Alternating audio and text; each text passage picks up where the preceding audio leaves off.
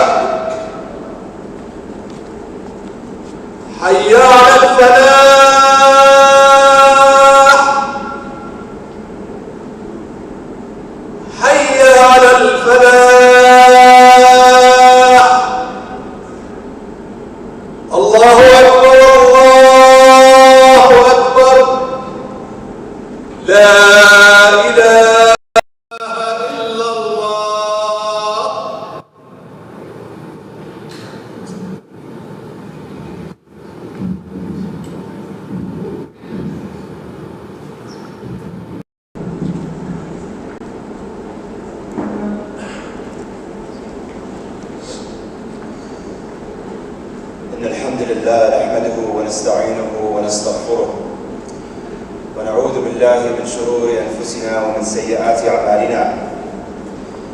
من يهدي الله فلا مضل له ومن يضلل فلا هادي له، وأشهد أن لا إله إلا الله وحده لا شريك له، وأشهد أن محمدا عبده ورسوله صلى الله عليه وسلم. يقول الله تعالى في قرآنه المجيد: يا أيها الذين آمنوا اتقوا الله حق تقاته ولا تموتن إلا وأنتم مسلمون. يا أيها الناس اتقوا ربكم الذي خلقكم من نفس واحدة وخلق زوجها وبث منهما رجالا كثيرا ونساء، واتقوا الله الذي تساءلون به والأرحام إن الله كان عليكم رقيبا. يا أيها الذين آمنوا اتقوا الله وقولوا قولا سديدا يصلح لكم أعمالكم ويغفر لكم ذنوبكم، ومن يطع الله ورسوله فقد فاز فوزا عظيما. فإن أصدق الحديث كتاب الله، وأحسن الهدي هدي محمد صلى الله عليه وسلم، وشر الأمور محدثاتها، وكل محدثة بدعة، وكل بدعة ضلالة، وكل ضلالة في النار. نعوذ بالله من حال أهل النار. أما بعد. All thanks and praise is due to Allah subhanahu wa ta'ala. We seek His help, and we seek His forgiveness. And we seek refuge in Allah from the evil within ourselves and from the consequences of our own evil deeds. Whomever Allah guides, no one can lead astray. And whomever Allah leads astray, no one will ever find guidance. I bear witness that there is no God but Allah, alone without any partners, and I bear witness that Muhammad sallallahu alayhi wa sallam is His servant, and is His beloved messenger. Allah Almighty says in His Holy Quran, believers, fear Allah as He deserves to be feared, and do not die except in a state of submission to Him, in a state of Islam. And Allah Almighty says, people, worship your Lord. He created you from a single person and created His partner from Him. And then from the pair He spread countless men and women throughout the world. Be mindful of Allah, in whose name you make demands from each other, and take care of the relatives Allah watches over you. And Allah further says, believers, be mindful of Allah, and speak straight to the point, speak truth, so Allah may improve your deeds and forgive you your sins. Anyone who obeys Allah and His messengers has won a mighty victory. Verily, the most truthful speech is the book of Allah subhanahu wa ta'ala. And the best guidance is the guidance of Muhammad sallallahu alayhi wa sallam. And the worst of affairs are the newly invented matters. Every newly invented matter is a religious innovation. And every religious innovation is misguidance, and every misguidance is in the hellfire. We ask Allah subhanahu wa ta'ala to protect us from the hellfire. Oh Allah, we are deeply indebted to you for the life you have given us, for each breath we take, for each beat of our heart, for each step we take towards you, Ya Allah. Ya Allah, we ask for your guidance above all else. And we ask that you accept our sincere prayers and supplications during this Jummah. رب اشرح لي صدري ويسر لي أمري واحلل عقدة من لساني يفقهوا قولي. Oh Allah, expand and relax my chest with reassurance, and ease for me this task, and untie the knot from my tongue so that you might understand my speech. My dear respected brothers and sisters, Allah subhanahu wa ta'ala has blessed us with yet another Jummah, alhamdulillah. And I wanted to speak to you about something that is sort of near and dear to my heart. Everything in life has a proof. So when you're hungry, your stomach makes sounds and it gargles. When you're tired or sleepy, you feel this overwhelming sense of exhaustion and you need to go sleep, you need to go lay down. When you're motivated and when you're working towards a goal, the proof in achieving that goal is that you arrived at it, is that you achieved it. A certificate, a diploma, memorizing the Quran, getting a career that you wanted. That's the proof of your hard work and your motivation. And there's a simple question that if we were to ask anyone in this room, or if you were to ask any Muslim in the world, all 2 billion of them, regardless of background, race, color, language, age, degree of wealth, the answer would be a resounding yes. And Umar ibn Khattab radiallahu anhu had to ask himself this very question. In Sahih Bukhari, Abdullah ibn Hisham قال كنا مع النبي صلى الله عليه وسلم وهو آخذ بيد عمر بن الخطاب فقال له عمر يا رسول الله لأنت أحب إلي من كل شيء إلا من نفسي.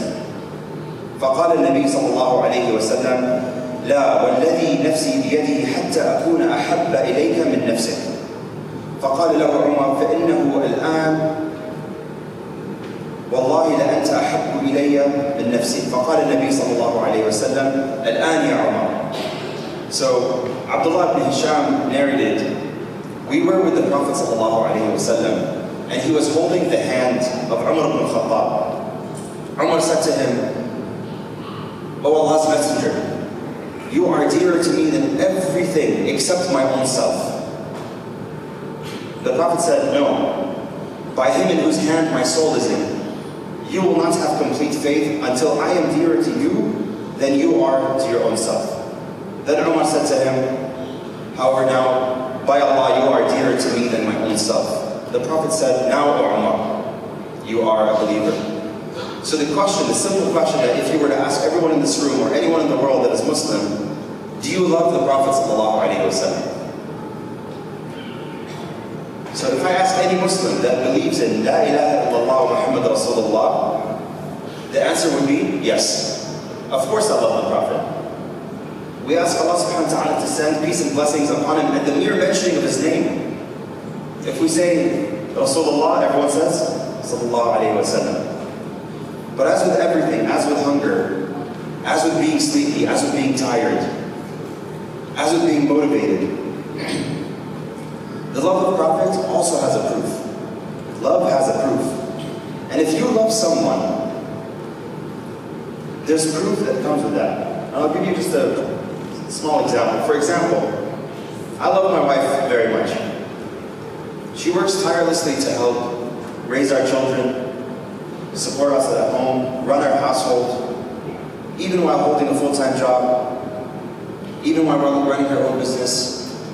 SubhanAllah, all I do is see her work. And my proof of love to her is being by her side, helping her anytime and any chance that I can get, doing what I can to support her. And to prove her love to me, she does countless things, and I'll just name it the simplest and most trivial thing that is so profound for me. Every morning, I don't have to go searching for my work clothes because, subhanAllah, my wife has already folded it and put it next to the sink. I don't have to do anything, subhanAllah, even as simple as that. And mashallah, she does that for me. That's her proof of love for me. So there's a proof of love in everything. And the question I have for you, my dear brothers and sisters, do we and do you love the Prophet ﷺ? And what is our proof of loving the Prophet ﷺ? So we have good examples, alhamdulillah. If we look at the lives of his companions, our examples, our role models, if we look at them, we find proof of love of the Rasul ﷺ. And the way they proved their love was in the imitation of the Rasul.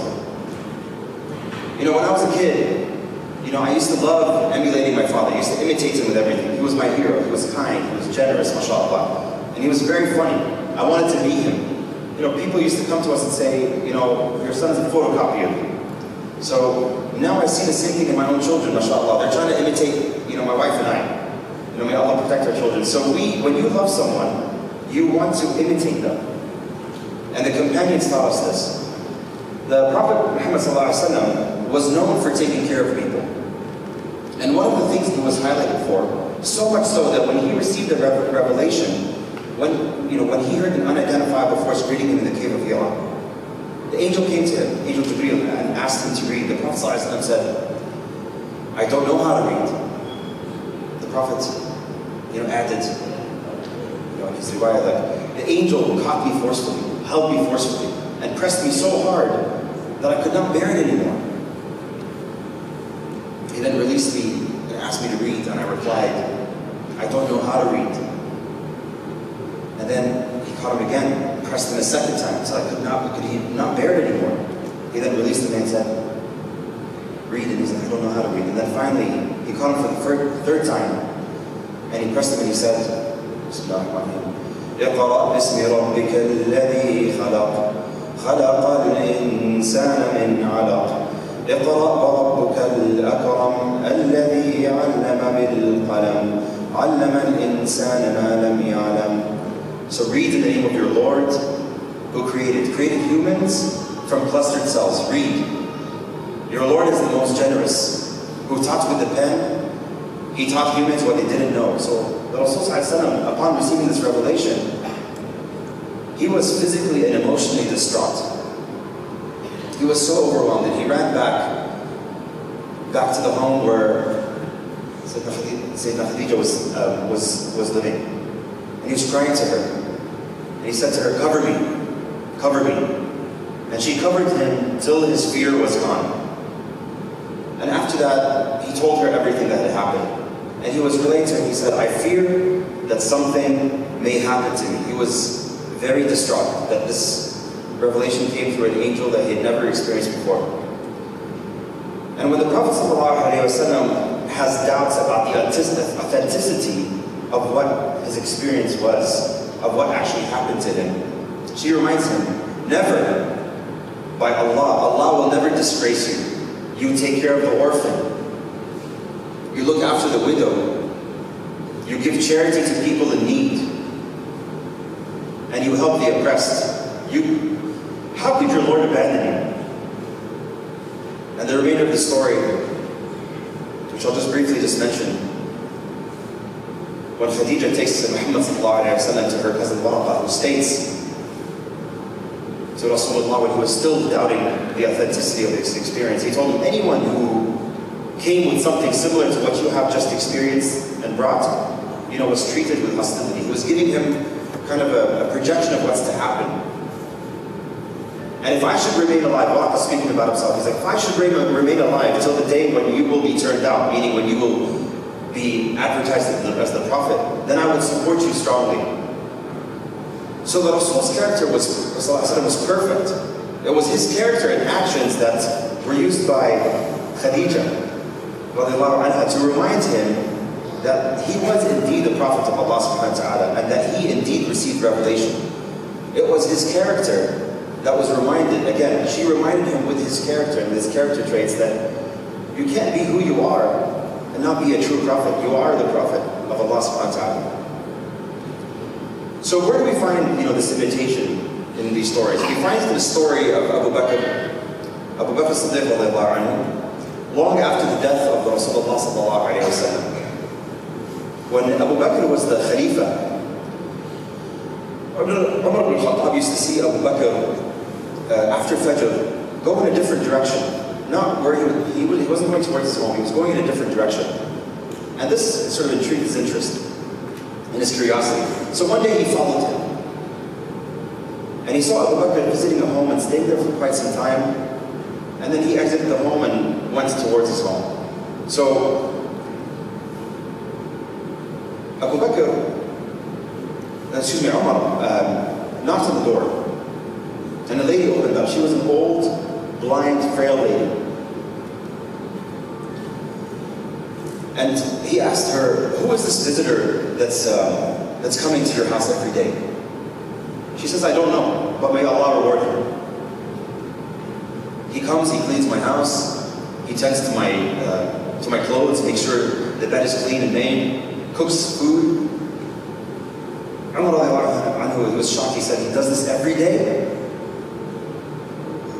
And she says, he does this every day. And she's like, he told her, do you know who's visiting your home? And she's like, I don't know. And he's like, this is Amir al-Mu'mineen. This is the Khalifa of all the Muslims. The Khalifa of the Muslims is not beneath. It's not beneath him to do chores. It's not beneath him to help an old, frail, old woman. And he doesn't do it for recognition. Mind you, he does it after Fajr. No one's seeing him. It's in the dark of night. She doesn't even know who he is. Umar ibn Khattab cries and he says, Ya Abu Bakr, you're making it very difficult for us to catch up with you. And he was known to say, you are our master and the best among us. So where did Abu Bakr learn this from? He learned this from the person he loved most. He learned it from the Prophet ﷺ. So the Prophet ﷺ, during the early days of Mecca, he was once walking at a time when this message and his message was not readily accepted. Everyone was still against the Prophet and against this message. This was a time when they tried to hurt him. This was a time when they tried to kill him and his companions. And they would do terrible things to him. We all know the stories. And the Prophet was walking and he sees an older lady carrying some of her belongings and he wanted to help her. So he goes and he offers her help. And she gladly accepts. As they were walking, she starts to talk ill about the Prophet. She starts to speak ill of him. She doesn't know who he is. She says things like, he's misled the weak. He's misled all the weak. He's taken advantage of the poor and the slaves. They think they've found wealth and they found meaning and freedom by following his way. He's corrupted all of our youth. He's twisted them. He's twisted their brand of truth. He's convinced them that they are strong and gave them somewhere to belong. So don't you dare talk to me about Muhammad sallallahu alaihi wasallam. He remained silent and continued to show his kindness and generosity. This is the Prophet of Allah subhanahu wa ta'ala. This is the Prophet of Allah subhanahu wa ta'ala. How many of us can say that in the face of adversity, in the face of someone spitting in your face, insulting you, how many of us can say, someone that's questioning your integrity, how many of us can say that we would remain calm, that we would remain balanced? So they reached their destination after he helped her, put her belongings and helped her with whatever else she needed. And he turns around and doesn't want to say anything, right? Turns and walks away. And she says, thank you for your kindness and your help. You've done all of this and I don't even know your name. And he says, I am Muhammad that you hate so much. And she says, La ilaha illallah Muhammad Rasulullah. So, do you love the Rasul the same way the companions did? أستغفر الله لي ولكم ولسائر المسلمين فاستغفروه إنه هو الغفور الرحيم.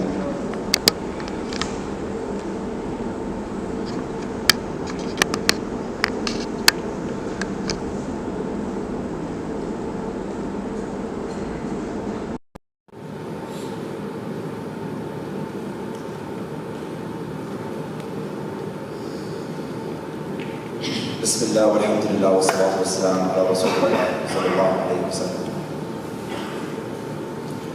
My dear brothers and sisters, when the Prophet ﷺ passed away, the Sahaba were in a daze. And it was in this daze that Umar ﷺ was the senior-most person in the masjid at the time. Umar ﷺ could not think straight. Out of love, he lost his sense of what is going on.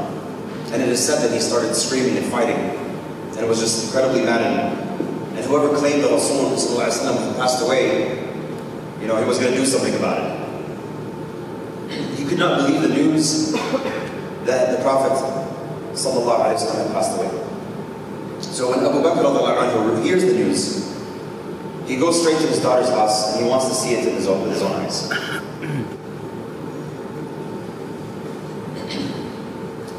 And Aisha radiallahu anha, زوج النبي صلى الله عليه وسلم أن رسول الله صلى الله عليه وسلم مات وأبو بكر بالصلح. قال إسماعيل يعني بالعالية، فقام عمر يقول والله ما مات رسول الله صلى الله عليه وسلم. قالت وقال عمر والله ما كان يقع في نفسي إلا ذاك وليبعثنه الله فليقطعن أيدي رجال وأرجلهم. Again he was mad. فجاء أبو بكر فكشف عن رسول الله صلى الله عليه وسلم فقبله قال بأبي أنت وأمي طبت حيا وميتا والذي نفسي بيده لا يذيقك الله الموتتين أبدا. ثم خرج فقال أيها الحالف على رسلك. فلما تكلم أبو بكر جلس عمر فحمد الله أبو بكر وأثنى عليه وقال ألا من كان يعبد محمدا صلى الله عليه وسلم فإن محمدا قد مات ومن كان يعبد الله فإن الله حي لا يموت. وقال إنك ميت وإنهم ميتون وما محمد إلا رسول قد خلت من قبله الرسل أفإن مات أو قتل انقلبتم على أعقابكم ومن ينقلب على عقبيه فلن يضر الله شيئا وسيجزي الله الشاكرين. So Abu Bakr uncovered the face of the Messenger sallallahu alaihi wasallam and kissed him and said, let my mother and father be sacrificed for you. You are good in this life and in death. By Allah in whose hand my life is, Allah will never let you taste death twice. Then he went out and said, O oath taker, he's speaking to the Sahaba, don't be hasty. When Abu Bakr spoke, finally Umar settled down. Abu Bakr praised and glorified Allah and said, no doubt, whoever worshipped Muhammad, then know that Muhammad is dead. But whoever worshipped Allah, then Allah is alive and shall never die. Then he recited Allah's statement, O Muhammad, verily you will die, and they also will die. And he also recited, Muhammad is a noble messenger. Many messengers came and went before him. If he should die or be martyred, would you turn on your heels and head back to the old ways? Whoever turns back will not harm Allah in the slightest. Allah rewards the thankful. My brothers and sisters, it is not enough to just love the Prophet. Let the proof of our love be to be more like the Prophet. We have to believe with absolute certainty, inshallah, that we are going to meet the Messenger sallallahu alaihi wasallam. And he said, the closest of you to me on the day are the best in character, I was sent to perfect human character. And so, those of you who have spent your lives working on character, you are going to be the closest to me on that day. We ask Allah subhanahu wa ta'ala to protect us from the evil that lies within us. We ask Allah subhanahu wa ta'ala protect us from pride, from greed, from jealousy, from lust, from backbiting, from stinginess, and from malice. We ask Allah subhanahu wa ta'ala to take our hearts and turn them back towards Allah. May Allah subhanahu wa ta'ala cause us to love Him more than we love things which take us away from Him. We ask Allah subhanahu wa ta'ala to grant us nearness to Him and protect us from being far from Him. We ask Allah subhanahu wa ta'ala to unite us with our beloved Messenger sallallahu alayhi wa sallam as we believe in Him and we haven't even seen Him. We ask Allah subhanahu wa ta'ala to bless our parents and those that have died. We ask Allah subhanahu wa ta'ala to forgive them, broaden their graves and illuminate their hereafters. We ask Allah subhanahu wa ta'ala to bless our families, our wives, our husbands, our children, our in-laws. May Allah unite our hearts together as one. We ask Allah to give us the capacity to find out if any choice, desire, or action is in accordance with the revelation and what the Prophet ﷺ taught us. We ask Allah to keep us steadfast in our deen, and we ask Allah to allow our deen to shape our perspective, to be at the forefront of our life. We ask Allah to give us good adab and remind us that we are a blessing for one another. We ask Allah to fill our hearts with love for one another and to grant us the highest level of Jannah, Jannah al-Firdaus. يا عباد الله إن الله يأمر بالعدل والإحسان وإيتاء ذي القربى وينهى عن الفحشاء والمنكر والبغي ويعظكم لعلكم تذكرون اذكروا الله العظيم يذكركم واشكروه يزدكم واستغفروه يغفر لكم واتقوه يجعل لكم من أمركم مخرجا وأقم الصلاة.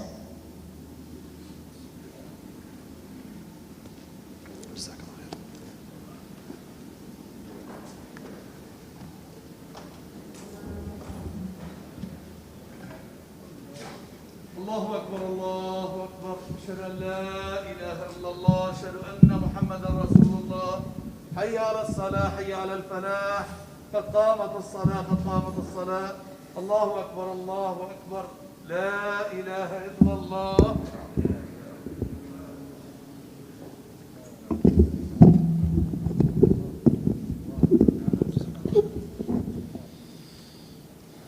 استقيموا واعدلوا صفوفكم.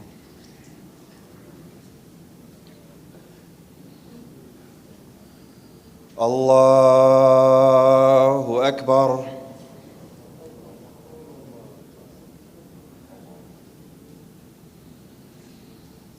الحمد لله رب العالمين الرحمن الرحيم مالك يوم الدين إياك نعبد وإياك نستعين اهدنا الصراط المستقيم صراط الذين أنعمت عليهم غير المغضوب عليهم ولا الضالين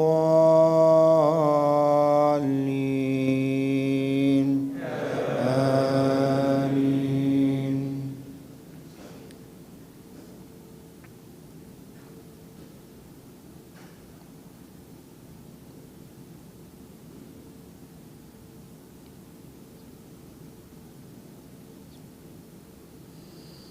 والضحى والليل إذا سجى ما ودعك ربك وما قلى وللآخرة خير لك من الأولى ولسوف يعطيك ربك فترضى ألم يجدك يتيما فآوى ووجدك ضالا فهدى ووجدك عائلا فأغنى فأما اليتيم فلا تقهر وأما السائل فلا تنهر وأما بنعمة ربك فحدث. الله أكبر.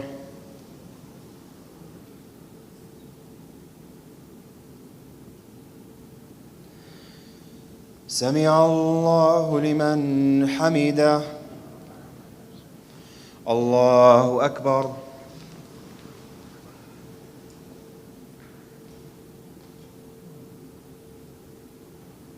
الله أكبر.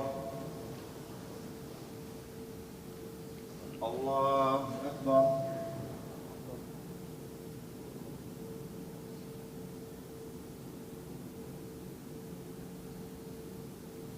الله أكبر.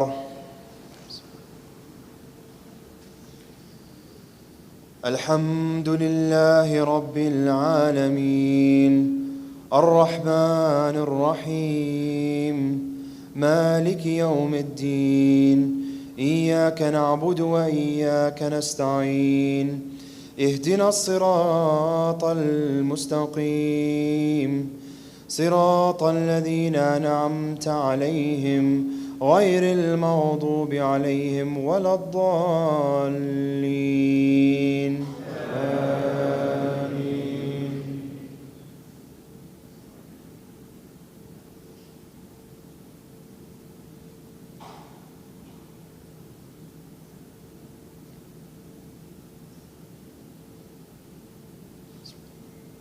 لم يكن الذين كفروا من أهل الكتاب والمشركين منفكين حتى تأتيهم البينة رسول من الله يتلو صحفا مطهرة فيها كتب قيمة وما أمروا إلا ليعبدوا الله مخلصين له الدين حنفاء وما تفرق الذين أوتوا الكتاب إلا من بعد ما جاءتهم البينة وما أمروا إلا ليعبدوا الله مخلصين له الدين حنفاء ويقيموا الصلاة ويؤتوا الزكاة وذلك دين القيمة إن الذين كفروا من أهل الكتاب والمشركين في نار جهنم خالدين فيها أولئك هم شر البرية إن الذين آمنوا وعملوا الصالحات أولئك هم خير البرية جزاؤهم عند ربهم جنات عدن تجري من تحتها الأنهار خالدين فيها أبدا رضي الله عنهم ورضوا عنه ذلك لمن خشي ربه. الله أكبر.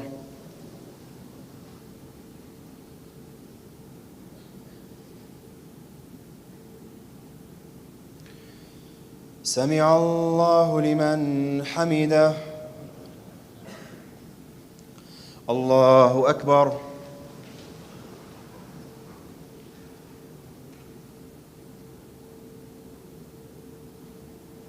الله أكبر. الله أكبر.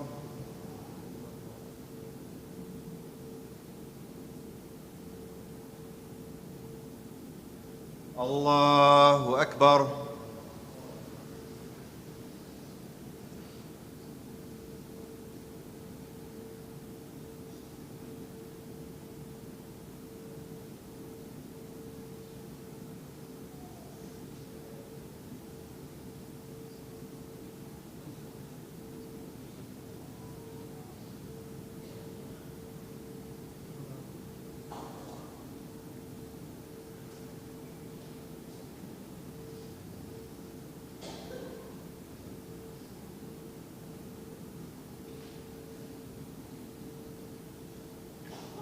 السلام عليكم ورحمة الله. السلام عليكم ورحمة الله.